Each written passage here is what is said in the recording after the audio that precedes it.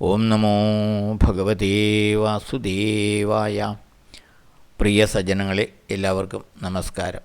സത്സംഗവേദിയിൽ നമ്മൾ ശ്രീമദ് ഭഗവത്ഗീതയിലെ 18-ാം അധ്യായമായ മോക്ഷസന്യാസ യോഗത്തിലെ 24 ശ്ലോകങ്ങളാണ് പൂർത്തിയാക്കിയത്. ഇന്ന് നമുക്ക് 25-ാമത്തെ ശ്ലോകം നോക്കാം.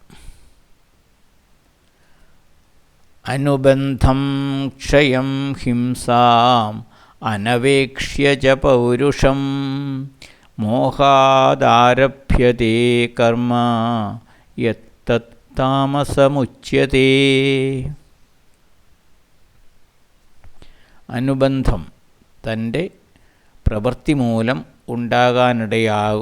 ഇടയുള്ള ഫലങ്ങളെയോ, തൻ്റെ പ്രവൃത്തിയുടെ അനുബന്ധമായി ഉണ്ടാകാനിടയുള്ള ഫലങ്ങളെയോ, ക്ഷയം അതുകൊണ്ട് ഉണ്ടാകാവുന്ന നാശത്തെയോ, ഹിംസാം പരപീഡയെയോ, പൗരുഷം ച തനിക്കത് ചെയ്യുവാനുള്ള പൗരുഷം അഥവാ സാമർഥ്യത്തെയോ, അനവേക്ഷ്യ പരിഗണിക്കാതെ, മോഹാത് മോഹവലയത്തിൽപ്പെട്ട് അഥവാ മൂഢത്വം മൂലം, യത് കർമ്മം ആരഭ്യതേ തത് ഏതൊരു കർമ്മമാണോ ചെയ്യുന്നത് ആ കർമ്മം താമസമുച്യതേ താമസികമായ കർമ്മമെന്ന് പറയപ്പെടുന്നു.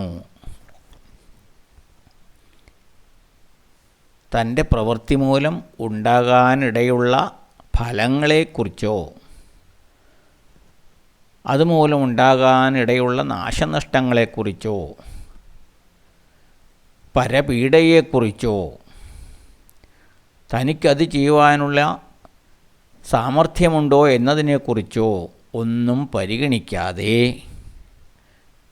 മോഹവലയത്തിൽപ്പെട്ട് മൂഢത്വം മൂലം ഏതൊരു കർമ്മമാണോ ചെയ്യുന്നത് ആ കർമ്മം താമസിക കർമ്മം എന്ന് പറയപ്പെടുന്നു.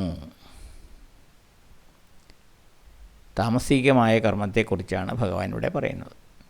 തൻ്റെ കർമ്മത്തിൻ്റെ ഫലം എന്തായിരിക്കും, അതുകൊണ്ട് തനിക്കോ മറ്റൊരാൾക്കോ വല്ല നഷ്ടമോ കഷ്ടമോ നേരിടുമോ, തനിക്കത് ചെയ്യാനുള്ള പ്രാപ്തിയുണ്ടോ എന്നൊന്നും നോക്കാതെ, ഇതൊന്നും പരിഗണിക്കാതെ, ദുസ്സാഹസം മൂലം മൂഢത്വം മൂലം എടുത്തു ചാടി ചെയ്യുന്ന കർമ്മങ്ങൾ താമസിക കർമ്മങ്ങളാകുന്നു.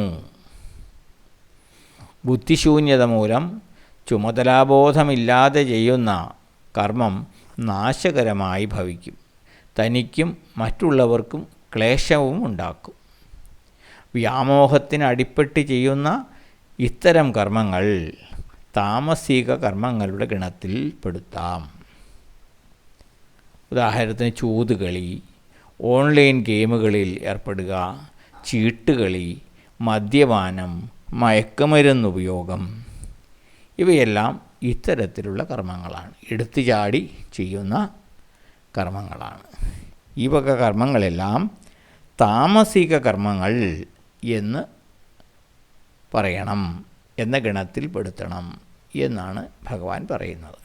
ഇവയെല്ലാം താമസികമായ കർമ്മങ്ങളാണ്.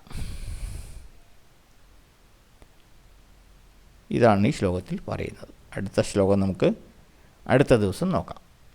എല്ലാവർക്കും നന്ദി, നമസ്കാരം. ഓം നമോ ഭഗവതേ വാസുദേവായ.